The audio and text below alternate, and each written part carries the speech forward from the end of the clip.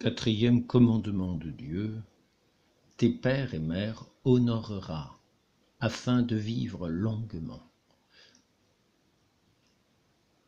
Les employeurs, les maîtres, doivent donc procurer à leurs serviteurs la facilité de remplir leurs devoirs religieux en ce qui concerne l'observation du dimanche, l'abstinence, les Pâques, et les porter à se bien acquitter de tous ses devoirs.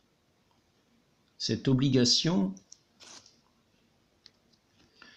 est fondée sur la parole de Dieu lui-même, qui a déclaré que les maîtres lui rendront compte des âmes de ceux qui leur sont confiés. Ce tableau nous offre deux exemples touchants de fidélité aux devoirs des employeurs, des maîtres envers leurs serviteurs. Le premier, celui du centurion de l'Évangile. Ensuite, étant entré dans Capharnaüm, un centurion s'approcha de lui, le priant et disant : « Seigneur, mon serviteur est là, couché dans ma maison, paralytique et souffrant cruellement. » Jésus lui dit : « J'irai et je le guérirai. » Et le centurion lui répondit : « Seigneur, je ne suis pas digne que vous entriez sous mon toit, mais dites seulement un mot, et mon serviteur sera guéri. Car moi je suis un homme soumis à la puissance d'un autre, et qui est des soldats sous la mienne. Et je dis à l'un : va, et il va. Et à l'autre : viens, et il vient. Et à mon serviteur : fais cela, et il le fait. » Jésus, entendant ces paroles, en fut dans l'admiration, et dit à ceux qui le suivaient : « En vérité, je vous le dis, je n'ai pas trouvé une si grande foi dans Israël. Je vous dis que beaucoup viendront de l'Orient et de l'Occident et auront place au festin avec Abraham, Isaac et Jacob dans le royaume des cieux, tandis que les fils du royaume seront jetés dans les ténèbres extérieures.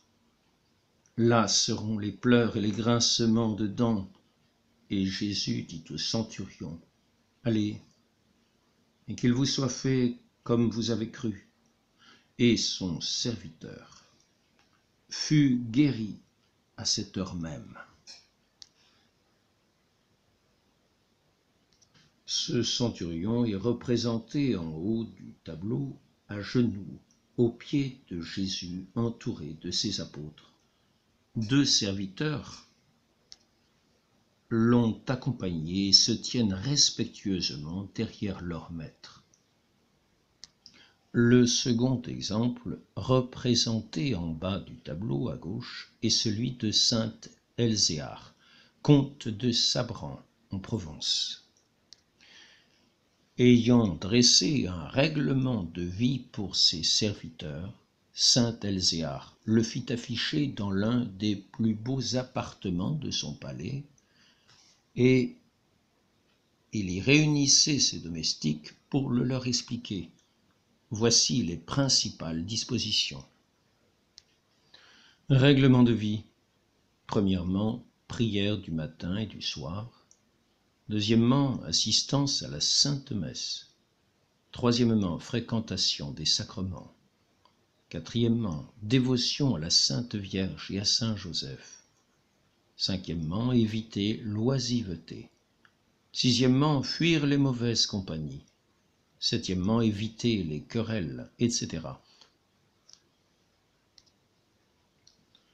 Saint Elzéar est debout sur un siège en face de ces deux de ses domestiques auxquels il montre le règlement. Un crucifix et une statue de la Vierge ornent la salle. Sainte Delphine, épouse de saint Elzéar, assiste aux instructions et forme, avec ses servantes et ses filles d'honneur, le petit groupe à gauche de son mari. Les employés, les serviteurs, sont obligés de respecter leur maître, de faire avec fidélité ce qui leur est demandé et qui n'est pas contraire à la loi de Dieu.